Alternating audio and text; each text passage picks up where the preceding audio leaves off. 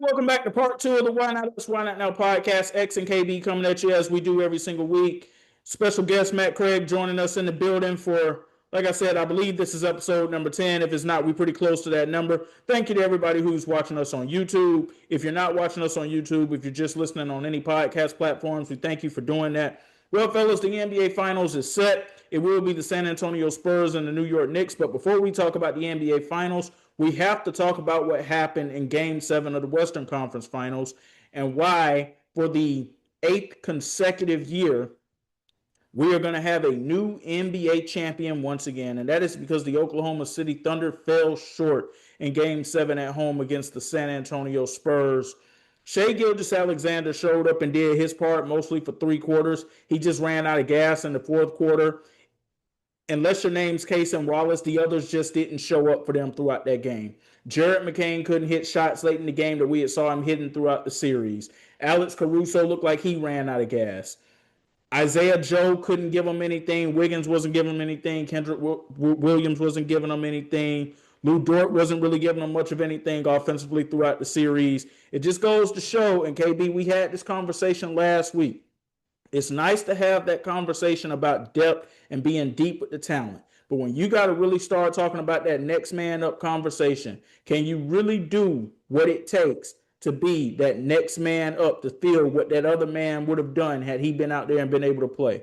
They didn't have J-Dub in Game 7. They also didn't have A.J. Mitchell out there either. That obviously played a factor. But we got to talk about Chet Holmgren, man, because that was... disappointment is not even big enough of a word. It's one thing when you don't play well, but you're still out there going for it. Like, it's one thing if you have 4 points in a Game 7, but you've taken 10 shots, 15 shots. You're out there at least trying. We're going to talk about that if you do that. But what can't be said is that you at least weren't trying and that the effort wasn't there. Man, Wemby dunked on that dude early in Game 7 and basically just took his soul. And he had been taking his soul throughout the series. But in Game 7 of a closeout series, for you to have a chance to go back to the NBA Finals for a second straight year and potentially win a second straight championship, and without J-Dub being out there, you are the number 2 guy that this team is looking at now. You were an all-star this season for the first time. You were team All-NBA. You have a contract that kicks in next year that pays you nearly $250 million. And in Game 7, what you did for your team was you shot the ball 2 total times. Absolutely unacceptable. Matt, we talked about this a lot. Just now that we are days removed, and we also heard what Chet had to say in the exit press conference too about them needing to watch more tape to avoid things like this going forward, or as opposed to why that played a role into why they didn't beat San Antonio. Where are you now that we are now 48 hours removed from that moment? Um, Overall, it was a disappointment to see Chet's performance. But before I get there, I want to go to a player that I have been quote unquote tough on throughout the season, and that's SGA. Um, I always had a unique perspective on SGA because I never considered him the best player in the NBA. And to this moment, I still don't. But my biggest gripe with SGA was his his flailing and flopping and falling for the talent of player that he is. And KB, I want to commend you because I was listening to your episodes a few episodes back, and you pretty much broke this down perfectly about how I feel about SGA and at that moment, which how you felt about SGA. I don't know how you feel now, but at that moment, so you broke it down perfectly about just like for to be a superstar back-to-back MVP player that you are, we just expect more from a player like that. And I say all that to say, Game 7 at home with a chance to go to the NBA Finals on the line for a chance to go back-to-back NBA Finals and to potentially be back-to-back champions.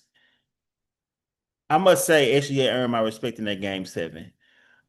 Early in that game, he realized the refs wasn't calling fouls on ticky-tack calls on either side because there's a few that Wimby tried to get and they didn't give to him either. And once SGA realized that they was not calling those fouls, he had a different look in his eye. It's like he locked in and was just like, okay, I'm not getting these fouls, but I'm not going out like that. And it was in that moment late in the second quarter when we went on a tear of scoring like nine straight or 9 of 11, and he just was like carrying his team to take the lead and to keep the lead going and try to keep the lead going into the halftime, but the Spurs ended up coming back a little bit and then come out the second half and still be able to hoop in that third quarter. And then he burnt out in the fourth quarter where he only scored like I think one bucket or he didn't get any bucket, something like that in the fourth. But that's that's literally what me personally been wanting for him this whole time. Stop the foul baiting, stop the falling every time somebody touch you, stop the flailing, stop all that and just hoop, man. If you get fouled, you get fouled, but stop falling as soon as somebody brush against you. Just go hoop. And in that game seven, he just went out there and hoop, and I just love to see that. So that's one of my biggest takeaways outside the Chet thing. And the only thing I say about Chet, it was disappointing to see him perform the way he did, especially with a chance to go to the NBA Finals on the line, to be back-to-back NBA Finals, and to only score 4 points and only take two shots. And those two shots that people got to remember, those two shots were taken within the first five shots of the game from his team. So he essentially didn't take a shot for most of the game, 90% of the game, which is horrible in the game seven. And Reggie Miller was getting sick of it. If y'all were listening to the broadcast, Reggie Miller was getting sick of it. He was telling Chet, like, go at him, Go at go him. at him. Go at him. Yes. He was getting like tired of it. Like you are all-star, you are all NBA player. Dog, your team needs you. Go hoop. And he just didn't have that dog in him. He got his soul took him. The San Antonio Spurs players made Wemby beef they beef, and they went at Chet too. And it was just a whole lot of disrespect going towards him, and he never stood up for himself. I would have been okay if Chet punched one of them. That's how I was feeling. Like I just wanted him to show something. So I say all that, and I'm gonna end with this. So we get KB in here. Overall, OKC put up a great fight. Spurs ended up being the better team. They were without J Dub, they were without Mitchell, but at some points of this series, the Spurs were without De'Aaron Fox and Harper got hurt. So it's injuries on both sides. But at the end of the day, y'all both got your best players on the court. So somebody you just got to get the job done, and the Spurs got the job done. For Chet, I know it's going to be a lot of rumors about getting him traded this season. With all that being said, I just hope this doesn't turn into a Ben Simmons situation for him against the Atlanta Hawks, KB's Atlanta Hawks, when he just refused to shoot those few shots in the game, and he just never became he never was able to the transition from a better player from that moment again. He was never the same player after that again, after that Atlanta series, and he eventually got traded and moved, and he still was never the same player again after that. I just hope this doesn't turn into that for Chet and for our older listeners and watchers. If y'all remember, what's his name? Nick Anderson for the Orlando Magic missed four straight free throws in the NBA Finals going against my Houston Rockets that allowed them to come back and win that game in overtime, and they went on to get swept. And Nick Anderson was never the same player after that again, as far as a free throw shooter and as far as a player overall. He was never the same. He never shook that mental hurdle of missing those four straight free throws. And I just hope that doesn't end up being Chet.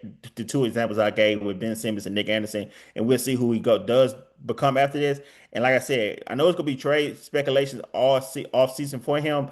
My suggestion to OKC is run it back as is, come back healthy, see what y'all can do, and try to make things work. Y'all got a great team, y'all got a deep team, y'all got a well-run organization, first class organization. Sam Presti's top two, top three GM in the NBA.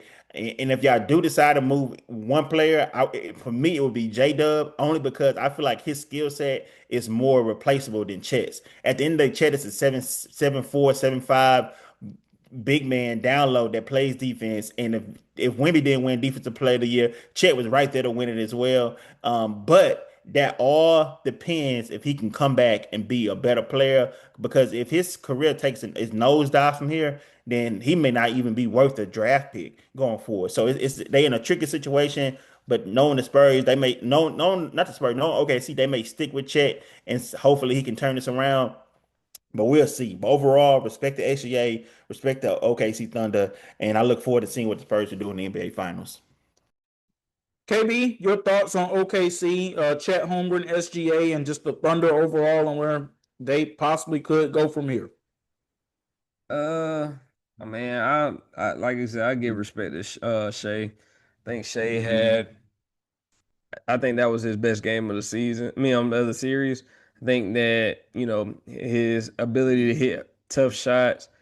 I think his ability to keep the Thunder, afloat for most of that game because while what we didn't see, which we saw from plenty of the previous games this series, that their role players got it done in the majority of the games this series, and then they had their worst game in the most pivotal game of the entire series, because the shots and plays that their role players weren't making, the San Antonio role players were getting it.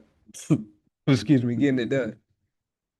When you look at Chet, for example, I gotta. The only things that came to mind when I seen his performance was shell shocked, scared, afraid of the moment. He was timid the entire game. I saw a time where he was driving in and he looked like he had no idea. I saw him, be subbed out late in the game because he was basically a negative, not just on offense, but a negative on defense. He didn't affect the game in any type of way. I think 4 shots in a game 7 is despicable, honestly, because I'm I'm cut from that cloth of the. Oh, I'm sorry, 2 shots, 2 shots. I'm sorry, 4 points. It was 4 points, 2 shots. Excuse me. So I actually made the story better than actually what it was. So I'm from that cloth of the Dion Waiters era. I'd rather you go 0 for 30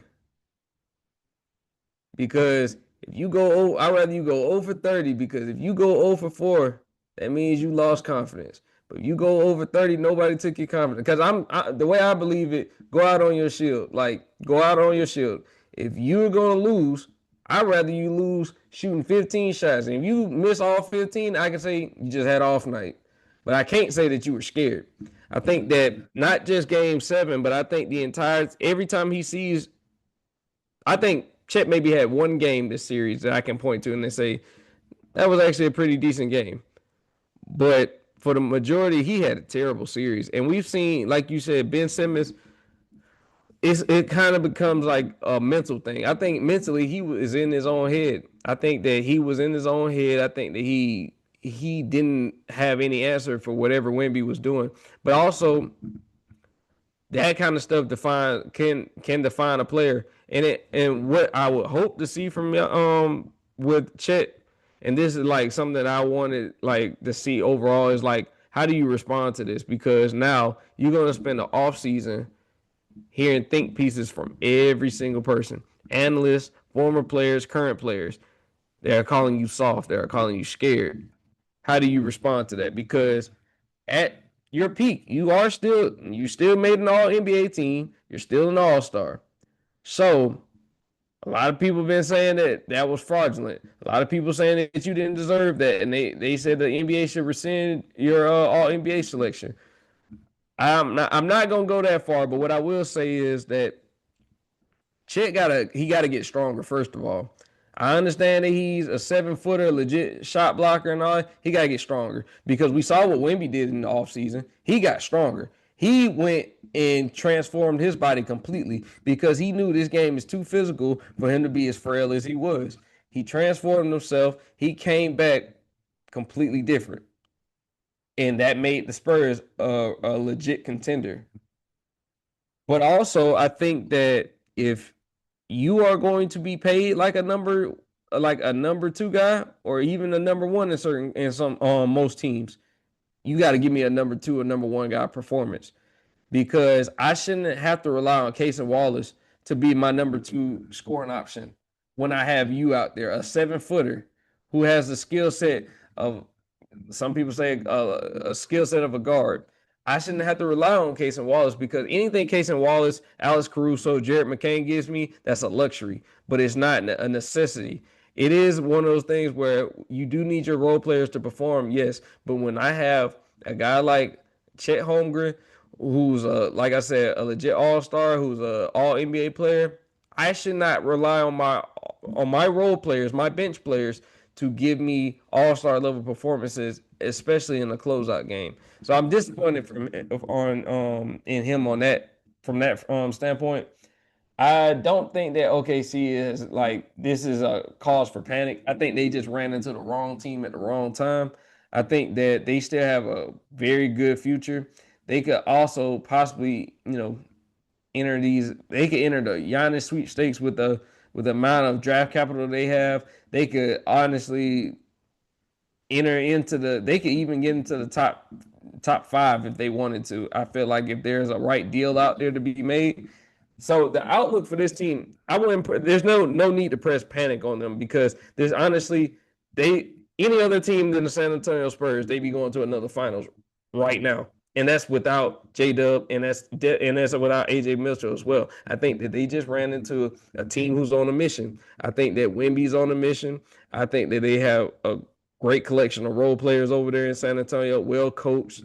I think that this was just one of those things where every game mattered. Every game was a single game series in itself because of the fact that momentum wasn't one of those things where we didn't see a team win 2 straight games in this entire series outside of the fact of the game 6 and game 7. So we didn't see a level of dominance from the standpoint of a team went up and then they came back. It was more so Spurs steal game 1, OKC comes back game 2. Then they came back. Actually, I'm sorry, they did win game 2 and 3.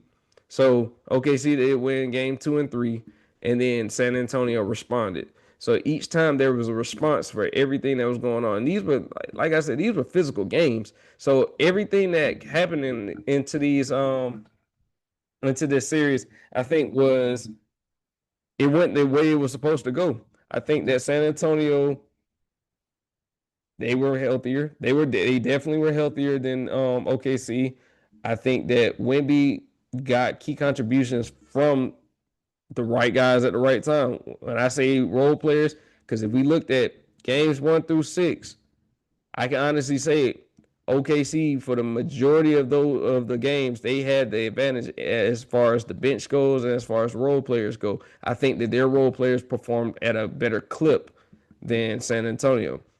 De'Aaron Fox had his best game of the series in Game 7. I think Dylan Harper had his best game. I also think Julian Champagnie and Devin Vassell, while Devin Vassell didn't necessarily, to me, have his best game in the series, they got contributions from. It was balanced. It was so balanced that I think that it didn't even matter at that point because Champagnie was out there shooting at a high clip where, I gave him credit because at the beginning of this series, I did not see him shooting that well. He wasn't shooting at a high clip like he did, but he turned it on at the right time. So I'm looking at it. Whoever came out of that series deserved to actually represent the Western Conference in the NBA Finals because it was a hard-fought series. I tip my hat to Shea because, like I said, going out there with a wounded team. The only thing I will not say is like, as much as people saying like, well. I even saw Raymond Felton say this about, that OKC would have won without J-Dub. They were playing the majority of the season without J-Dub, and they still got the number 1 seed. So we can't just go out there and say, well, they would have won with it, just insert J-Dub because J-Dub still would not have been 100% of what he actually needed to be to win that series. So, and we don't know how that would have affected the offense because if he's out there hobbled, it could have been easy pickings for, the Spurs role players. I think that's the reason he ultimately wasn't allowed to play in that game 7, to be quite honest with you, because they tried to play him in game 6 and they got completely blown off the floor in San Antonio. And go back and look at the game. Their offense did not look the same as they were trying to incorporate him back into it. And he clearly wasn't ready. And I'm kind of curious if he didn't play game 6, if he had sat out game 6 and just prepared for a possible game 7, how good would he have been to go in game 7? And that's the only question I did have after, because we saw that he was a shell of himself in game 6. It was almost like he wasn't out there. And it almost was like we could kind of see where it was going. The trend of the game was setting up for a game 7. So I'm wondering how that would have looked if he did not suit up for game 6 and just decided to take it easy and just rest for a potential game 7, because at that point, you're playing with house, like at that point, you still have home court because you're playing with house money, because if there is a game 7, you would rather have him out there for a game 7 as opposed to a game 6. But I get it. It's a closeout game. You want to go push all your chips in to hopefully get to an NBA Finals, and then hopefully he'll have enough rest to be able to come back. But I just think that they were too hobbled coming into the series, and then with the AJ Mitchell injury, I think it just got worse and it compounded. So I didn't, I think that it was just the wrong timing. Look, I hear y'all on OKC having a great team, no doubt about that. I hear y'all on saying run it back. I don't know if I do that, because we're saying all these things that Chet needs to do, and we hope that Chet does just for his growth, his development as a player, and as he continues throughout his career. That Wemby effect, man, is a problem. And like Matt said, I hope it doesn't end up being a mental hurdle for him. But there is one big in this league that we know for a fact would have not played in timid fashion against Wemby, because we saw when those two went up against each other last season. I'm talking about that Greek freak in Milwaukee, Wisconsin, Giannis Antetokounmpo. Sam Presti doesn't normally do moves like this. But we also have to consider the fact that as spectacular as SGA is as a player, he's closer to 30 than he is to 20. And I don't think people realize that, because OKC just started coming into prominence again a few years ago. Shea has been with OKC since 2019. So he is a veteran player in this league now. Do you need to go all in at this point and maximize all that you can in this window and try to go get Giannis to pair him up with Shea? Or do the injuries of Giannis over the past couple of years, do they possibly scare you off from doing something like that? I think you got to strike while the iron's hot, to be honest with you, because of the fact that if you're going to have to contend with Wemby, if healthy, every single year, I think that you got to make a franchise-altering move, because currently constructed, Spurs are just going to get better. And I think we already know that they're going to get better, but you also got to hope the fact that teams like Denver doesn't get better. You got to hope that teams like Houston doesn't get better. You got to hope that LA, the Lakers, doesn't get better. So you're going to have to contend with a gauntlet that you didn't necessarily have to. You didn't run into a pretty much a healthy team the entire playoff run. You didn't run into a healthy team in LA. You didn't run into a healthy team as far as your first round matchup against the Suns. Like, it was going to be, you're going to have to contend with at least multiple superstars every single team that you have to go against. And the fact is, we already said this, as long as Wembanyama is healthy, is his league as far as he wants it to be. Like, because the only thing that can stop him is him. I think if I'm OKC, yes, we love the young assets, we love the picks, but I told people, and I've told you on multiple occasions, X, at worst, what is Giannis? At his worst, he is still a top 5 to 7 player in the league, depending on where you rank him. In a lot of people's opinion, he's top 3. So you could look at the injuries, but the thing is, Giannis isn't going to have the same workload if he goes to an OKC team that is championship ready. He's not going to have to get those same, like, his play style warrants a lot of the injuries that he does take, but he's not going to have that same type of play style, because you get to play with another, Shea might honestly be, because, and I'm talking about just off a talent perspective and where he is right now, Shea might be he is going to be the most talented player that Giannis Antetokounmpo has played with. And that includes Damian Lillard, just because it's not the same Damian Lillard that he once was in Portland. So it is going to be a different level, because now you get to play off the attention that another guy brings. You know what I'm saying? Like, it's going to be where, if I'm Sam Presti, I'm looking at it. I'm looking at the pros and the cons, but I look at, if you're talking about opening that championship window, it's not closed at all, but I'm saying I wouldn't run it back. But if you're looking at the championship window, I think that you got these assets for reasons. I think you have these picks for a reason. I think You may need to if you're talking about increasing it. And I think it'd be a great fit for Giannis too. He gets to play meaningful basketball. He gets to play for a team that has real championship hopes. And then he gets to go into a small. I think that Giannis doesn't want to be in a really big market. I know that they said he wants to go to Miami and all these other places, but Giannis loves the small city vibe. He likes that kind of stuff. And OKC would fit the billing of what he's looking for. Multiple young guys to play with, multiple guys that have been in multiple championship runs. So this would be right up his alley. So if I'm OKC and I'm Sam Presti, I'm pushing the button on that right now, or I'm at least calling Milwaukee up and saying, what would it take realistically to get Giannis in an OKC uniform? Okay, Matt, you look like you're chomping at the bit over there, like you got something you want to respond to with this.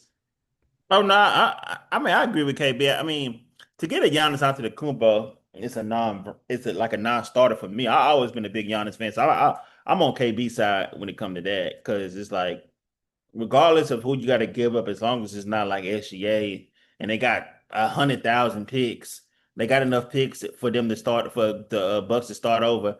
And now with these new tanking rules changing, one of those picks can turn into a top five pick. You ain't got to be at a worse record to have a top five pick anymore with these new tanking rules. So if you can get Giannis, and if I had a prototype one player I feel like can give maybe the best shot as far as not locking him up but giving him a tough time, it'll be Giannis Antetokounmpo. You would think it was Chet, but obviously that's not true. But yeah, I agree with KB 100%. But like, if you can get Giannis, go get Giannis and put him next to SGA. And I mean, I'm still in the by myself by saying I think Giannis a better player than SGA as a talent overall. But I know that's an unpopular opinion based on him being a back-to-back MVP, so I respect it. But if you was to take both of them right now, make them both 25 years old and say who you want to build your team around, I'm taking Giannis every time. But to put them two together, that'd be like that'd be almost unstoppable, man. That'd be crazy to do, especially with the shooting they got. Jared McCain, the player that he's turned into, Casey Wallace, uh, Caruso, Boss Baby. It'll be a great look, but we'll see.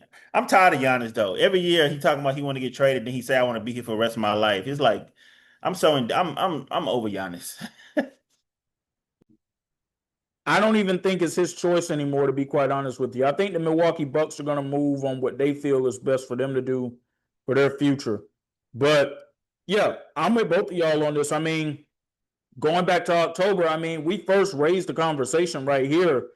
Is OKC potentially one of those destinations for Giannis to end up on next season if they end up falling short of their goal of winning another championship? Well, they fell short of that goal. So we'll have to see what happens. But it's a strong we'll have to see what happens because we don't usually see Sam Presti go all in and make moves like this. He usually tries to build for the long term, build through draft picks and different things like that. But I just think that you have to strike while the iron is hot here. San Antonio has not fully developed into the potential of what we think that core is going to become just yet. There's still a window open right there where OKC with the right moves could reemerge as the favorites next year. And no doubt in my mind, that would put him over the top. And putting Giannis next to SGA, like KB said, he's never played with a player of that caliber before. Yes, he had Dame, but he did not have the Dame that we remember in Portland from about 2016 to about 2021. That wasn't the Dame that he played with. So we'll have to wait. We'll have to see what happens. But SGA said it. He said that he is going to let the best GM in the history of the game, Sam Presti, do his job. So I expect Sam Presti to make some moves. And I'm going to trust whatever move Sam Presti is going to make unless they prove that they don't work out. And we won't know that until they actually take the floor. But I'm not going to question anything that Sam Presti does. I respect SGA for saying that about his GM, but he's not the best GM in the world. That GM resides in San Antonio, RC Bruford. But Sam is number two. I give him that. He's top three at the least. But I do try. I mean, but Sam Presti does pull the trigger though. I mean, we can't forget he traded for Paul George. He traded for Carmelo Anthony. He traded Paul George. He traded for SGA. He moved Russell Westbrook. So he moved James Harden. You know what I'm saying? So Sam's not above making some splashes now. He does build from within and draft and develop players, and he's not by himself when he do this. He has an amazing organization and team with him that he helps facilitate and build. But Sam's not afraid to pull the trigger and make a move. So we'll see what he does. But it is a little harder nowadays with the second apron and salary matches and draft picks now, the way that they fall now. So we'll see what he does. But yeah, I like RC. RC, that's a good guy. But don't you like it when your star player has enough confidence in the GM to basically say, I don't really need to put any input into any decision making that goes on with this team? Don't you like it that he basically saying, I don't have to give any input on what the next decision on personnel moves, because I know for a fact that he has an idea of what he wants to do. I'm sure that Sam Presti, as soon as the draft lottery ended, he was trying to figure out ways to get into that top five. I'm sure as soon as Milwaukee Bucks made Giannis available, he was figuring out a way. What would it take to get him over here? See, the thing is about being proactive is you don't have to be reactive to anything. So the thing is, he's one of those GMs I look at like, so since he is very good at his job, he's always looking for a different angle. He's looking for a different way to improve the team. And being in the West, the Western Conference, it's crazy that we are looking at the number one seed in the West and looking at ways that they can improve.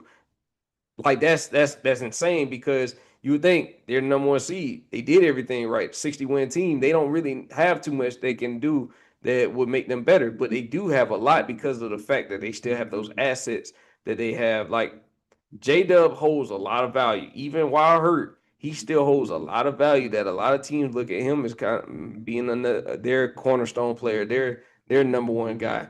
So it is something that's to be said about where they're in a very unique position that a lot of teams haven't been in a long time. And they are coming off of a Western Conference Finals appearance, and they have a chance where it honestly could have went either way, because we knew that series was so back and forth that it could have went either way.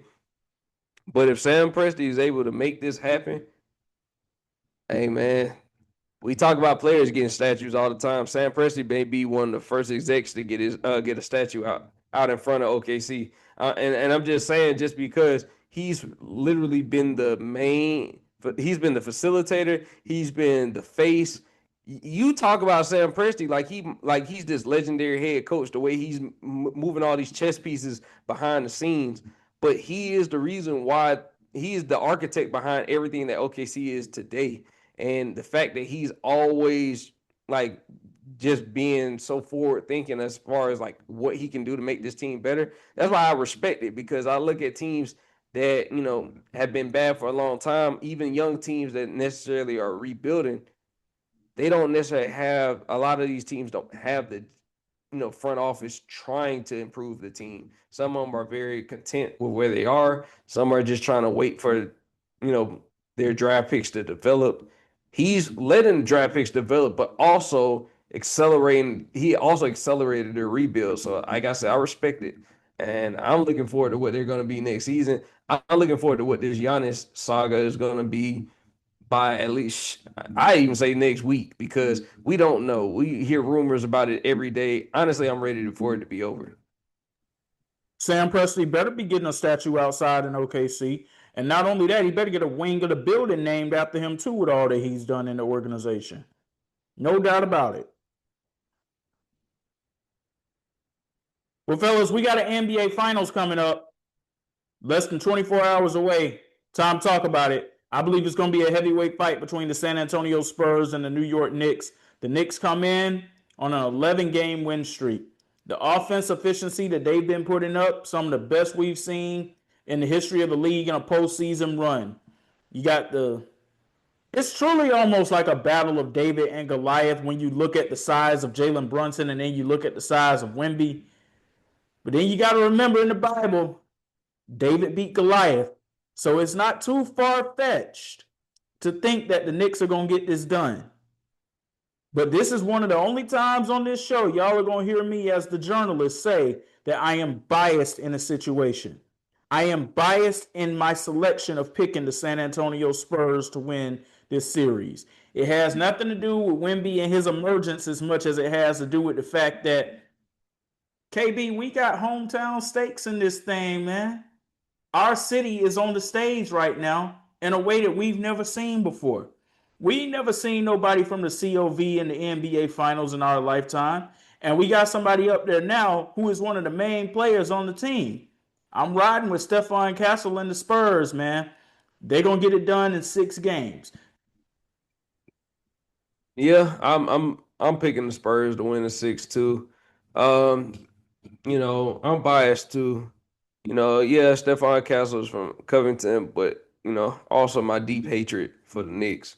I mean, it goes beyond anything that I can put into words. I got to put it into words real quick. So, Matt, there was a video that was circulating on Twitter last week showing the 2014-2015 Knicks and how Langston Galloway got up there at the end of the season and was thanking fans for coming out and supporting them throughout the season. And when you saw that picture of that starting lineup that they had up there, it was, whew, Knicks fans been through some things, to say the least. I sent the post to KB, and he said, can't wait for them to get back to this type of team again. Yeah. Hey, but you don't like the Knicks? I think right now I've had the most unsuccessful hate watch of the year, and it would ruin my year if they were to win this title. I don't think y'all understand what's at stake. I think the whole world don't really understand. Y'all know what New York City is going to be if they win that championship, especially if they win it in Madison Square Garden. Y'all know what's going to happen. You know how much like memes and content we're gonna get from New York City, like let alone when they win the championship. If they get a parade, y'all not know what's gonna happen if we get that. You're gonna see a level of ignorance, disrespect that you've never seen before. You wait till that game 3 is going to be a zoo. It is going to be crazy in there, and I don't think people understand. And honestly, I can't wait for it. I gotta see it because, like I said, I wasn't old enough to really witness the Knicks the last time they were actually in the NBA Finals. So, and I'm actually glad because the Larry O'Brien Trophy is going back into center court, and that's a big nostalgia thing for all of us, to be honest with you, because that's the NBA we grew up on. But I think that you have 2 of the premier franchises in the NBA, especially now, because what Jalen Brunson has been able to do in his tenure as a Knick can't be understated. But I think that they're kind of built similar in a lot of instances. You have a superstar big man. You have a bunch of wing depth. You have guys that can guard, switch, a lot of things. The thing that's going to be curious for me is, what are the Spurs prepared to do about guarding Jalen Brunson? Do you throw Stephon Castle out there? Do you throw Devin Vassell out there? I think that it's going to be one of those things because this looks like a series that a guy like OG could have a big series because of the fact that we know Cat is going to have to be able to hit those open shots because I don't see those same lanes or the same, driving threat that he was against Philly. I don't see that same type of, success going. So you might see the same type of point forward, point center, whatever he was against Philadelphia, whatever he was against the Cleveland Cavaliers. That may be more of what Cat is going to be asked to be because of the fact that Wemby, there is no shot out of reach for Wemby. So those transition threes where Cat kind of just walks up and he just goes straight into his shot motion, those are going to be met with a contest. They're going to be, those aren't just going to be the easy shots that he was accustomed getting because this is the most unique defender that he's ever played against, especially on a stage like this. I think for Wemby, for the Spurs, it's not going to be about what Wemby does. It's can they get key contributions from guys like Dylan Harper, Stephon Castle, Julian Champagnie, Devin Vassell, Keldon Johnson. Can the others win the game for the San Antonio Spurs, because if they can outscore them as far as outside of Wemby, I think that the Spurs have a good chance to close this in 6. I think for the Knicks, though, they gotta be able to get contributions from their others as well. Because, like I said, this isn't necessarily about Jalen Brunson or Cat. I want to see what Josh Hart can do, because if we saw against Cleveland, they left Josh Hart open. Part of the game plan was to leave Josh Hart open. I don't think that the Spurs have to do that, because I think they can switch everything. They're able to do that. They're able to guard without having to double much, because they have that rim protector back there in Wemby. I don't think they have to. You won't see Josh Hart getting too many open shots in this series. No. Yeah. I don't, but it goes to show you that when you have security blanket, you don't have to do the same things as. And the funny thing is, we're saying that, but it was more so I wasn't worried about Cleveland's front court as opposed to their back court. Their back court was the reason why I felt like that they weren't able to guard the way that they wanted to. Now you go where Stephon Castle is legit 6'6", 6'7", and then you have a guy like Devin Vassell who can hold his own on defense. Everybody on San Antonio's starting lineup can pretty much guard. So I think this is going to be a pretty interesting matchup. I think that Brunson is going to see different defenders on, multiple possessions. So I think for him, it's more of involving others and hitting timely shots, getting to his spot, hitting timely shots, but also being an effective playmaker. If he does that, I'm gonna give the Knicks a shot. I'm not going to write them off like a lot of people are. They saying, oh, that Wemby's out there. I'm not going to do that, because when they've matched up before, the Knicks won the NBA Cup over them before, and I saw Dylan Harper saying we got to get our get back. We got to get it back. I think it's going to be an interesting series. I think it's going to be exactly the series that everybody wanted to see. So I'm looking forward to it.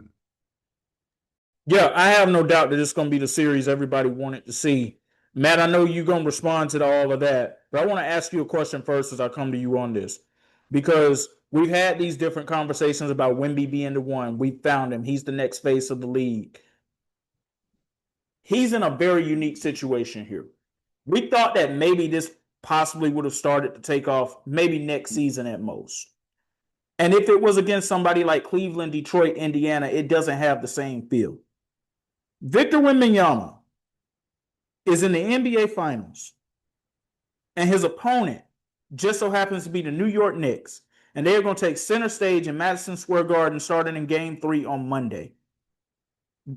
Maybe I'm reading too much into it, but to me, this feels like one of the biggest moments the NBA's truly had in a long time, especially on this level. Like it feels like it's monumental almost when you think about that stage, that city, and that superstar having a chance to put his imprint right then and there.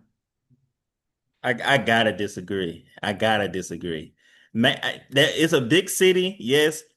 The New York Knicks being involved, it makes it like huger than what it actually is, because it's the Knicks. The Knicks, that's like the Dallas Cowboys or the Los Angeles Lakers or the New York Knicks. Yankees. It's like those cities, those teams, like them just being involved just amplify everything, because it's just who they are. But the biggest moment to me in the last, let's say, 20 years gotta be 2017 Game 7, LeBron versus Curry. That's like two sides of equal players, two MVPs coming at each other for the belt. I just got this title off you. You still the best in the NBA. You trying to get this title off me. And that one moment altered the NBA in so many different ways. So to me, that was like the biggest moment in the last 20 years. Okay, I agree with you on that. So, I agree that that's the biggest moment since then. And yes, I agree with you on the fact that it's the New York Knicks and they make it feel bigger than what it is. But go back and look at the history of the game and the stars when they really made their big championship moments, their big imprints. Go back to Michael Jordan, 1991 against Magic and the Lakers on that stage. That felt huge just because of the fact that it was the Lakers. Now, I know that they had their success that they had in the 80s, winning 5 championships on 8 attempts during that decade alone. Go back to Magic's moment. Although Kareem was down in that game 6, he's facing the Philadelphia 76ers, who at the time were like this folklore organization in the NBA in the 80s that people don't necessarily view them as now, against Dr. J. Julius Erving, who at that time period, besides Kareem Abdul-Jabbar, probably was considered the best player in the world. It was probably Kareem 1A, him 1B. Like, just think about the stages in which superstars have been made throughout the history of the NBA. Not every single moment, but those stages matter. Like, they hold a huge weight of significance. And that's why I just feel this way about it for Wemby being it on this particular stage against this team in that city. Yeah, overall, I get what you're saying. Overall, this is a big moment in NBA. It's the biggest moment. That's what I just disagree with. But overall, it's a big moment. Overall, it's gonna be Remy's chance to kind of like make his stake into NBA history, and he's gonna go on to be everything that we hope he can be. Like I remember Chris Broussard said, if Wemby end up having the career of Hakeem the Dream Olajuwon, he was a disappointment, which sounds insane. But that's the kind of pressure that's on Wemby right now, and he's living up to it. And overall, it's like we never seen anything like Wemby as far as the talent. But we have seen players like Wemby as far as impact. You just mentioned one in Magic. Like you just mentioned one in Magic, won a championship his rookie year, jumped at center, and what was that game 6, game 7 when Kareem was out and went on to have a great game. And then you got players like the Dream, who went to Milwaukee, won MVP, and won the championship in his second year. You got players like Tim Duncan, who went to San Antonio, won the championship his second year, had David Robinson, but still won the check. And Kareem had who? Oscar Robinson with him. So they both had older stars with them to kind of carry them in those moments when they probably couldn't achieve it as far as they could. But if you look at Wemby, he really doesn't have that older star, that older presence. He has some good running mates, but even if you go as far as back to Shaq, when Shaq made it his second year in Orlando, he had a running mate that was with him, which was Penny Hardaway. But Penny was young, and they openly didn't win it because they were a young team. But that's what we're seeing now is if Shaq would have won it in that moment, that's something we would have never seen in the game because a player like Shaq who came in the league in his second year brought his team to the NBA Finals with no other like big superstar on his team. Who was the other big superstar on Shaq's team other than Shaq? It was Penny Hardaway. Penny Hardaway was a superstar. That's my point. But how old was Penny? How old was Penny? Penny was about 22, 23. That's my point. Shaq was 23 or 24 though. That's my point. There, like in the age range with each other. That's literally the point I'm making. Shaq was the guy. When Tim Duncan did it, he had David Robinson. Yes, he was better than David, but he still had a former MVP, former All-NBA, former All-Star player with him who still can play. When Kareem did it, he had Oscar Robinson. Yes, Kareem was better. He was the MVP, but he still had that player with him. When Magic did it, he had Kareem, an older player. Yes, Kareem was older, but Kareem still was an MVP, a champion, a Finals MVP. I'm saying all these players that did it at a young age, they still had some older presence that was once a superstar player or on the down end of being a superstar player. Shaq was the only one who was able to do it but never win it. Shaq was the guy. He had Horace Grant. He had who we just mentioned earlier, Anderson. He had those guys with him, but Shaq was the guy. He had Penny with him, but Penny was the younger guy. Penny wasn't one leading him. Shaq was the one leading that team as the best player. Wemby is the first one since Shaq to do it like this. LeBron did it with nobody, and he got swept. I'm not saying Wemby gonna get swept, but I'm just saying since LeBron, since Shaq, we haven't seen anybody do it like this without having an oldest former MVP, former All-Star. Even if that younger player is at that moment better than that player, we haven't seen it since then. So that's what makes it so unique for Wemby. And it's just a day and an age that we in with this NBA. We just in a different age. And like I said, we never seen anything like Wemby as far as being a 7'5" pass, dribble, shoot player that can be your best defender on the court and also be your best offensive player on the court. We just never seen anything like that. But overall, to your point, and to KB's point with everything with the Knicks, it is funny that you say that, K, because things would get crazy if the Knicks won the championship. Like it's that clip that went viral of Spike Lee. He was just when he said if we win it, it better not be at home. It better not be at home. It better not be a home game. He said it like it's gonna be like Gotham City. Somebody said it's gonna be Gotham City in a positive way. I can't see how Gotham City could be in a positive way, but that's kind of what they saying is gonna be in New York if the Knicks win. It's kind of gonna be like I'm from Louisiana and I grew up in Louisiana. So I don't know if y'all realize this, but the people in New Orleans celebrated that Super Bowl they won for like 5 years. Like that Super Bowl that the Saints won that won with Drew Brees. I feel like some people in New Orleans are still celebrating that Super Bowl. That's how I feel like it's gonna be in New York if they win the championship. It's just gonna be mayhem. It's gonna be crazy. I'm going with the Spurs. I know the game is coming up this week, and we're looking forward to it. But I'm going with the Spurs. But it will be awesome to see. I'm still I'm still riding with Becky Hammond on, and I was saying it way before Becky said it, and people said it way before I said it. So it's not nothing. It's not a take that I invented. This is just something that I peeped and I agree with. This is a take I agree with. It's not something I said, but it's just hard for me to see young players. I mean, small players, not young, small players lead teams to championship. But again, we got two things on the opposite side that are things we don't normally see. We got a younger player on one side in the New York, I mean, a smaller player on one side with the New York Knicks and Jalen Brunson being the best player on his team. And the only time we ever seen a 6'3" and under best player on this team lead the team to a championship was Steph Curry and Isaiah Thomas. On this side, we got Wemby being a young 22, 23-year-old big man, being the best player on his team with no other big presence on his team other than himself leading the team to the NBA Finals. We hardly ever see that. So we got two anomalies going against each other at this very moment, and one of them gonna come out victorious, and that may be the first, that probably gonna be the last time we see something like that in a long time. So that's what I like about it. It's two things on both sides that we don't typically see. And at the end of the day, one of them are going to happen, and I'm gonna roll with Wemby. But I wouldn't be mad at the Knicks winning it. But I'm not gonna hedge my bet and just say I'm going with the Spurs. Yeah.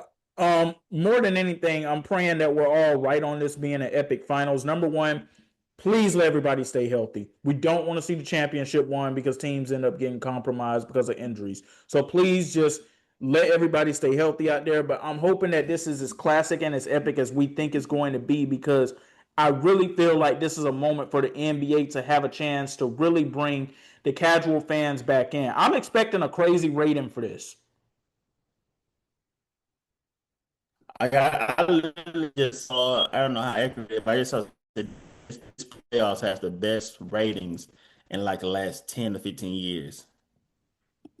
They got it as the highest rated playoffs in 28 years. Yeah, so I don't know how accurate it is, but I just saw that myself. And that's I mean that's crazy to think. I think that this finals is going to be one of the most watched finals in a long time. I think that it's going to, you know, I think last year we had a great finals with Indiana and OKC. I think this one may eclipse it because of the fact that one thing about the New Yorkers, they travel, but they also tune in to watch these games because you got to think about it. It's going to be a lot of eyes on the games, especially the games that are going to be in New York, because of the fact that the tickets are going to be so high for those games that there are going to be a lot of people that are going to have to tune in to watch those games, you know, from their houses, from the sports bars, from wherever they can be able to access the game. They're not going to be in Madison Square Garden watching. So I think that this is going to be because of the fact that last year we had two small market teams. Now you have two relatively big market teams, especially one super big market in New York. So I think that it is going to play into the ratings factor of it. I think that's going to play into the viewership of it. It's going to play into a lot of things being, there's going to be a lot of eyes. And because this is the culmination of the season, we're about to hit that drought period where we're going to be without basketball. We're still without football for a while. It's going to be a lot of eyes on this because, like I said, a lot of people going to want to see, can Wemby get it done? A lot of people going to want to see, can New York finally get a breakthrough? So when you got all these narratives going into the finals, I think that this is going to play a large part into to the viewership that's going to take place. I think that we're going to see a finals, and I'm hoping that it's a historic finals, to be honest. I think that's all we can hope for at this point. We got the Western Conference Finals that we always wanted. Now we got an NBA Finals that is very intriguing on a lot of levels, from a coaching standpoint to the players out on the floor, the matchups that we're going to see. I think it's going to be one that we can actually like. I'm happy with it. I'm happy with it. No matter how it goes, I'm happy with it. KB, I don't know if you ever heard me say this. Matt, I know you've heard me say it, even though it's been years since I've said it. Big cities matter. New York being in this thing, it matters. It carries weight. That finals that happened last year, KB, I remember we had this conversation offline when we were planning on putting this podcast together. That was a finals that was for people who are diehard basketball fans that really love the game. Casuals were not tuning in to watch Indiana versus Oklahoma City. No disrespect to those cities or those teams, but it just doesn't have the market appeal. Do we not remember the rating that the 2024 World Series got, even though it was pretty short-lived between the Dodgers and the Yankees? Like, having stars matter, and having big cities involved, it matters. Like, most of the dynasties in the history of the NBA are big city market dynasties. San Antonio had a dynasty with Duncan, Ginobili, and Parker, but people didn't really tune into that as much as they should have because that was for people who really loved basketball. It wasn't for the casual fans. What did they always used to say? The Spurs are boring. That's what people used to say about that team growing up. Just New York City being in this thing, man, it takes it to an astronomical level, in my opinion. Of course, we haven't started it yet. We haven't seen the numbers yet, but I think we're in for one. I think we are in for an unforgettable moment. I agree. It's gonna be huge. I'm looking forward to it, and hopefully it lives up to the hype, and we get a game 7, and it lives up to everything that we're saying. They battle, and both sides come out and play. And we look back on this and look at this as one of the best NBA finals. And the crowning moment would be Wemby eventually taking over the league to be the face of the NBA. I mean, he's going to do that regardless, but it's going to be good to see a crowning moment of him winning the championship and doing that. All right, well, that's going to do it for this edition of the Why Not Us, Why Not Now podcast. We thank Matt for joining us. As usual, I'm going to say it like I always say it. God willing, it's not the last time y'all going to see him. He'll be back again soon. Trust and believe. Appreciate y'all. Thank y'all for allowing me to join it. Looking forward to being with y'all again, especially with football season coming up. Yes, sir. Yes, For sir. Matt and KB, I'm X, and we're all saying peace. Peace.